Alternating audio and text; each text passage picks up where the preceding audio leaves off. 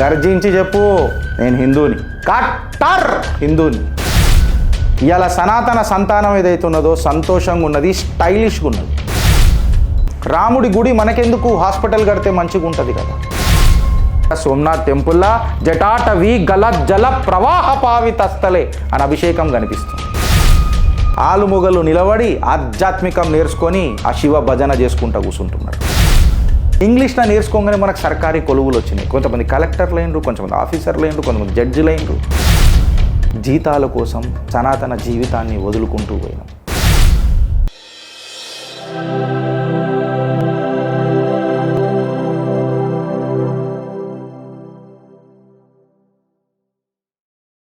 గర్వ్ సే కహో, గర్వంతో నన్ను గర్జించి చెప్పు, నేను హిందూని, కట్టర్ హిందూని. సంతోషంగా ఉన్న సనాతన సంతానాన్ని భర్పూరు చెప్పు. ఇవాళ హిందూ ఎవరైతే ఉన్నారో మారిండు. ఇవాళ సనాతన సంతానం ఏదైతే ఉన్నదో సంతోషంగా ఉన్నది, స్టైలిష్గా ఉన్నది. గిరీష్ ఇదేంది సనాతన సంతానం సంతోషంగా స్టైలిష్ స్వాభిమాన్తోనున్నది అని చెప్తా. జర మనం వెనకటికి పోయి చూస్తే మన సనాతన పరాక్రమం పొరగల మజాక్ కాదు. మన పరాక్రమం ఒక డిఫరెంట్ లెవెల్ ఉండే. దీన్ని మనము 3 అంచెలుగా డివైడ్ చేసుకోవచ్చు. బ్రిటిష్ కాలం నాడు మన హిందుత్వాన్ని లేకపోతే సనాతనాన్ని ఎట్లా వీళ్ళు చీలలీక ప్రయత్నం చేసిర్రు, మనని విడగొట్టనీకే ప్రయత్నం చేసిర్రు. దాని తర్వాత బ్రిటిష్ వాళ్ళు పోయిన తర్వాత కొత్త బ్రిటిషోడు కాంగ్రెస్ పార్టీ ఎట్లా తయారైంది మన దేశంలో. వీళ్ళు పోయిన తర్వాత ఆ భావాజాలాలతోని మనం ఎంత కన్ఫ్యూజన్లు ఉండే, తర్వాత ఏమైంది వెనకటికి మనం చూస్తుండే friends. And this is just a promo. నేను ఇప్పుడు ఏదైతే మాట్లాడుతున్నాను మీతో, వెనకటికి మనం చూసినాం. మీరు మందిర్ పోతారా అని అంటే మనకే అందరు మందిర్ రైనా చాయ్యే. మందిర్ పోవాల్సిన అవసరం ఏమున్నది మనకు? రాముడి గుడి మనకెందుకు, హాస్పిటల్ కడితే మంచిగా ఉంటుంది కదా. విరాట్ కోహ్లీని అడిగినాం మనం ఒకసారి, మీరు ఏదన్నా ఆధ్యాత్మికంగా ఏమైనా ఉంటారు? అరే నా ముఖం చూస్తే నేనేమన్నా ఆధ్యాత్మికమో లెక్క కనబడుతున్నాను. ఐఎమ్ ఏ స్పోర్ట్స్ మ్యాన్, నేను అట్లనే ఉంటా. రామనవమికి మీరు ఏం చేస్తారు అని చెప్పి ఆలియా భట్ని అడిగితే రామనవమి ఏంది అని అడిగింది. అప్నా హోలీ కూన్కా హోలీ అని చెప్పి చిత్రీకరించిండ్రు. ఇవాళ మారిన కాలానికి, సనాతన పట్టుదలకు, హిందుత్వ సంకల్పానికి ప్రపంచం తలదించాల్సిందే. మనం ఎవ్వడి జోలికి పోము కూడా. కానీ మన జోలికి వస్తే ఆ బటన్ రూపంలో మీరు చూసిర్రు అస్త్రం ఇవాళ దేశాన్ని ఎంత మార్చింది. ఇవాళ అదే హార్దిక్ పాండ్యా సోమనాథ్ టెంపుల్లా జటాటవి గల జల ప్రవాహ పావితస్థలే అని అభిషేకం కనిపిస్తుంది. షారూక్ ఖాన్ వైష్ణవిదేవికి పోయి ఆ తల్లి ఆశీస్సులు తీసుకొని సినిమాలు రిలీజ్ చేస్తున్నాడు. మందిర్ మన్కే అందర్ రైనా చాయే అని మాట్లాడిన అక్షయ్ కుమార్ ఇవాళ కాలభైరవుడి సాన్నిధ్యంలో తల దించి మాట్లాడుతున్నాడు. రామనవమి అనంటే తెలియనోళ్ళు ఇవాళ బ్రహ్మాస్త్ర సినిమాలలో హిందుత్వ ప్రమోషన్లు చేసి కాశీ విశ్వనాథుడి ఆశీస్సుల కోసం పోతున్నారు. ఉజ్జయిన్ మహాకాలుడి దగ్గర ఆలుమొగలు నిలబడి ఆధ్యాత్మికం నేర్చుకొని ఆ శివ భజన చేసుకుంటూ కూర్చుంటున్నారు. ఇది కాదా సనాతన స్వాభిమానం? ఇది కాదా? బ్రిటిష్ కాలం నాటికి వచ్చి చూస్తే సంక్షిప్తంగా పోదాం, కాకపోతే ఇది మనసులలో నాటుకోనరి. బ్రిటిష్ కాలంలో అసలు ఎవరు ఈ భారతీయులు అని చెప్పి కేవలం దంద మీద ఫోకస్ చేసిండ్రు. 1813 or 1814 or 1834 or something like that, 1813 అని అనుకుంటా. ఒక ఎడ్యుకేషన్ ఇద్దాం, ఇలా ముఖాలకు వాడేద్దాం, ఇచ్చేసి చూద్దాం అని చెప్పి మన భారతీయుల భాషలనే వీళ్ళకి ఎడ్యుకేషన్ నేర్పుదామని చెప్పి డిసైడ్ చేసి మనని చరిత్రహీనుల లెక్క చేసిండ్రు.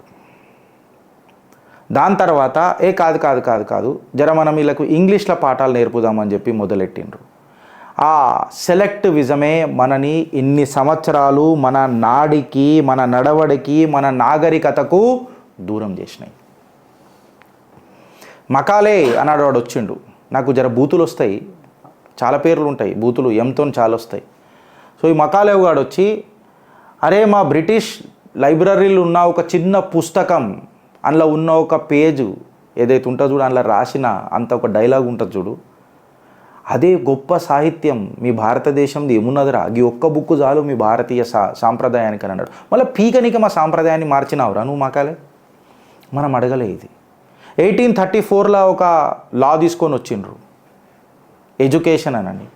1837లో ఒక ఇంగ్లీష్ అనేది ఒక మీడియం తీసుకొని వచ్చిండ్రు బ్రిటిషర్స్. దాన్నేమో యాక్ట్ అంటారు, నేను మర్చిపోయినా, ఐఎమ్ రియలీ సారీ. తీసుకొని వచ్చి మనకి ఇంగ్లీష్ నేర్పడానికి ప్రయత్నం చేసారు.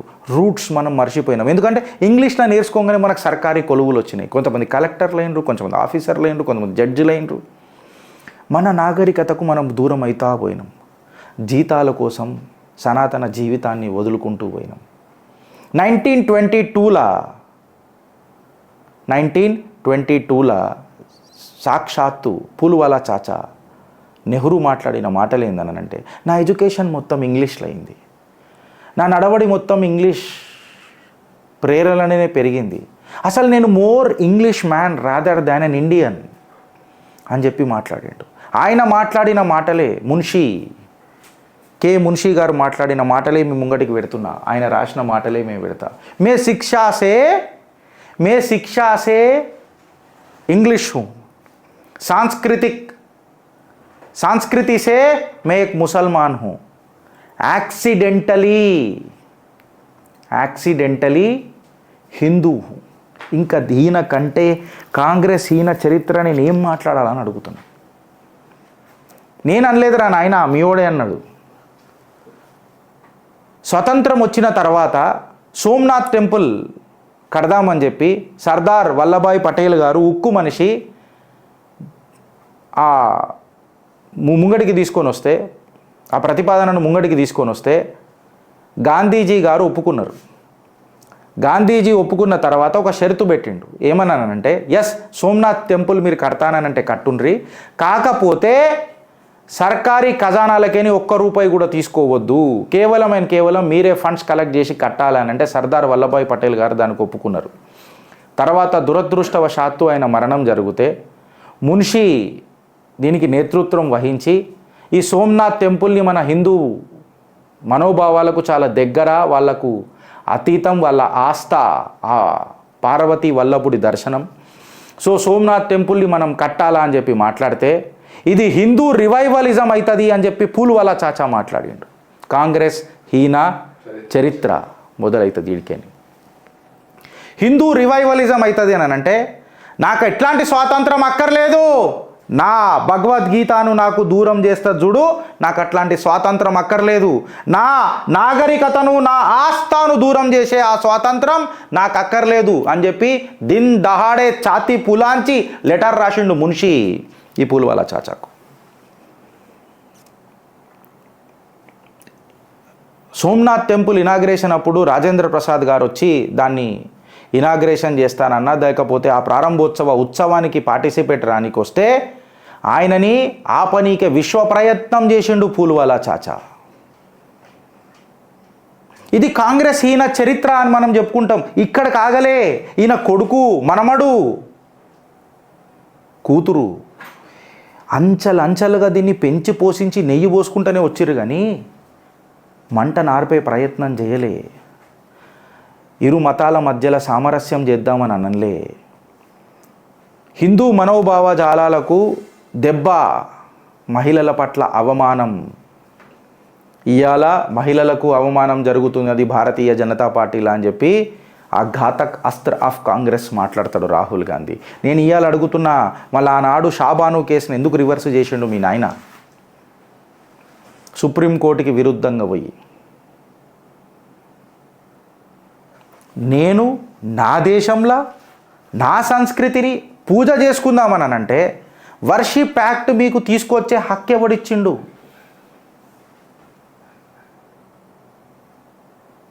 అంచెలుగా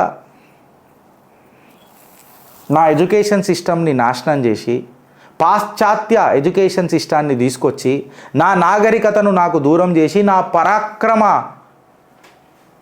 చరిత్రను నాకు దూరం చేసి ఒక గులామీ చరిత్రను నాకు అంటగట్టి ఆ అంటగట్టిన చరిత్రతో నాతో పరీక్షలు రాపిచ్చి నా ప్రతిభ ఇదే, నీ ప్రతిభతోనే నీకు ఉద్యోగం వచ్చింది అని చెప్పి ఒక బూటకపు జిందగీ నా చుట్టూ తిప్పి నీకు ఒక ఉద్యోగం వస్తే జిందగీ నా మిలేగి దుబారా అని అన్నట్టు నన్ను పెంచి పోషించిన ఈ ఎడ్యుకేషన్ సిస్టమ్కి ఇవాళ చెక్ పడుతుంటే వీళ్ళకు చిక్కుముడ్లు పడుతున్నాయా లేవా ఇలా జిందగీలా అని అడుగుతున్నాయి. ఇలా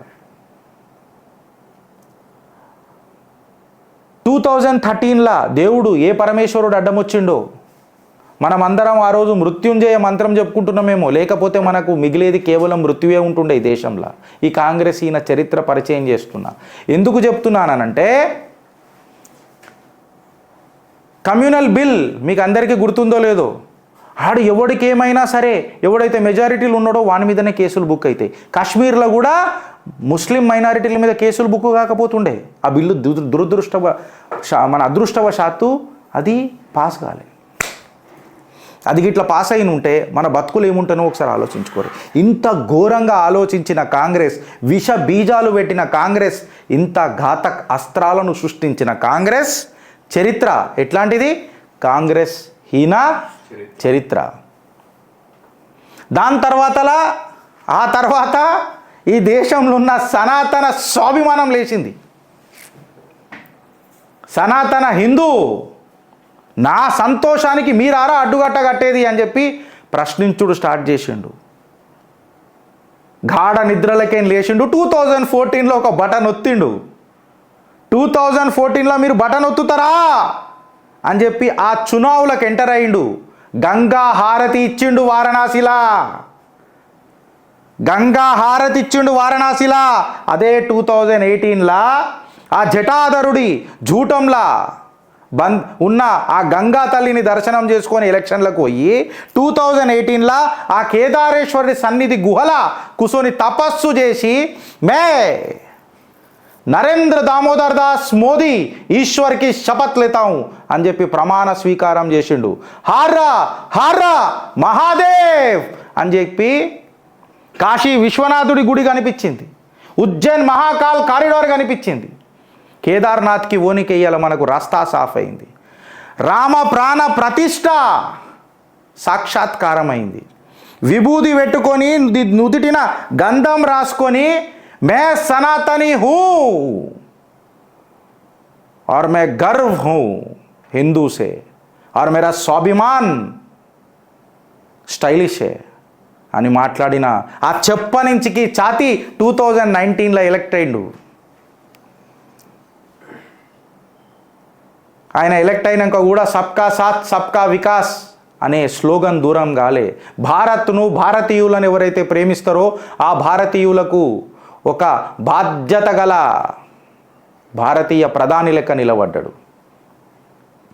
వెనకటికుండే ఇండియాని ఎట్లా చూపిస్తుండే, అమెరికా ఏమో ఒకటి చూపిస్తారు, యూరోప్ అంటే ఒకటి చూపిస్తారు, ఇంకోటి చూపిస్తారు. ఇండియా చూపెట్టరు అనంటే లొల్లిలు బిచ్చాలు పాములు పట్టుకునేటోళ్ళు. మీ అయ్యా జాగిరారా భారతదేశాన్ని చూపెట్టనీకే? ఇంగ్లీష్ సినిమాలలో అగో ఆమెను చూడు ఇప్పుడు శ్మశానంలో నూకుతారు సతీ. ఇప్పుడు చూపెట్టరా దమ్ముంటే? ఇప్పుడు చూపెట్టుర్రి.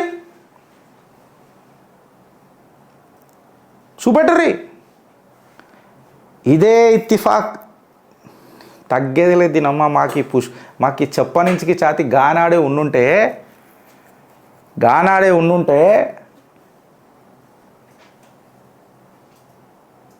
అసలు టిబేటు మన దగ్గర మనతో మంచిగా ఉంటుండే కదా. ఇవాళ కైలాస్ కూడా మనకే ఉంటుండే కదా. మనకంటే టిబేట్ వేరే కంట్రీ ఉండే ఆనాటికేని. ఈ పులివాల చాచ అన్నం పెట్టిండి వాళ్ళకు, పోయి దాడి చేయపో చైనా వాడికి. మళ్ళీ చీన్ బాయ్ అన్నాడు. మళ్ళీ బద్దలు వాళ్ళు కొట్టిండు చీనోడు వచ్చి వెనకకే దాచుకున్నాడు పోయి బంకర్లల్లో. బంకర్లలో దాచుకున్న చరిత్ర. అమెరికా జర చూడవా ప్లీజ్, నాకు భయం అవుతుంది, ముందే కులప్పు వెళ్ళిపోతుంది, నేను పెట్టుకోలే 3 రోజులాయి. మళ్ళీ ఇచ్చుకున్నాడు, పద్మవిభూషణ్ ఇచ్చుకున్నాడు, పీకనికి ఇచ్చుకున్నాడు. మళ్ళీ చాచా అయ్యాడు. ఊడ్రాబాయ్ చాచా, ఊడు చాచా, మా నాయన వీరుడు, మా తాత పరాక్రముడు, మా తాత గిట్లుంటోళ్ళు పుట్టలే, గిసుంటోళ్ళు పుట్టిర్రు, వీళ్ళు చాచానట.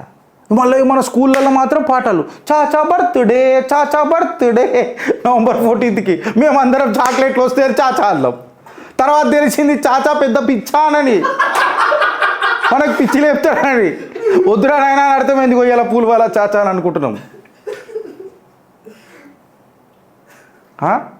ఇవాళ మాట్లాడతాడా ఎవడన్నా నా దేశం మీద? ఎవడన్నా మాట్లాడతాడా? కన్ను కన్ను కన్ను పెట్టి చూడు, గుడ్లు వీక్తాడు, గుడ్లు వీక్తాడు. ఇవాళ మీ ఒక్క ఆలోచన ఎంత మార్చిందో చూడండి. చునావ్ జోబీ హో, ఎలక్షన్ ఏదైనా ఫ్రెండ్స్, భారత్ని భారత్ లెక్క ప్రేమించే ఆ భారతీయుడే గెలవాలా. పట్టభద్రులకు కూడా చెప్తున్నా, జర ఆలోచించుర్రి. లొల్లి వేటే లిల్లీని గెలిపిస్తారా? గులాబీ చెడ్డి బనియన్లు పంపించిన రాకేష్ రెడ్డిని గెలిపిస్తారా? ఇంతమంది ఉన్న 42 మందిలో నన్నే ఎన్నుకున్నాడు కేటీఆర్ కేసీఆర్ అని అంటే వీళ్ళందరూ అసమర్థులా బీఆర్ఎస్లా?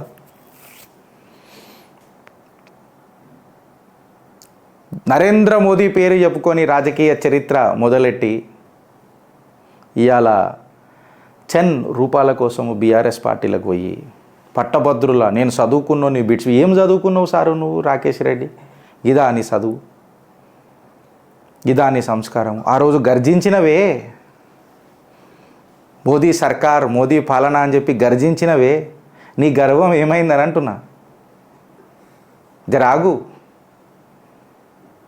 ఈ పట్టభద్రుల ఎన్నికలల్లా ఖచ్చితంగా చెప్తున్నా, కాషాయ కషి నీకు పరిచయం చేస్తారు. గులాబీ గుస్మాండం బద్దలైపోతుంది, చూసుకో.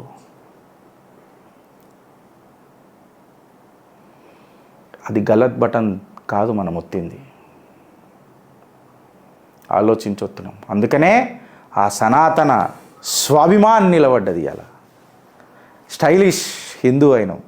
అందుకనే ఇది అంటారట, ఇట్లా నా పూరలు చెప్పారు, లవ్ హిందూ, లవ్ సనాతనం, లివ్ హిందూ, లివ్ సనాతనం అని. లవ్వా ఇది ఇట్లా అంటే? నాకు నిన్న తెలిసింది. మా చిన్న బిడ్డ వచ్చి ఇట్లా అన్నది, ఏందే ఇది అని అన్న.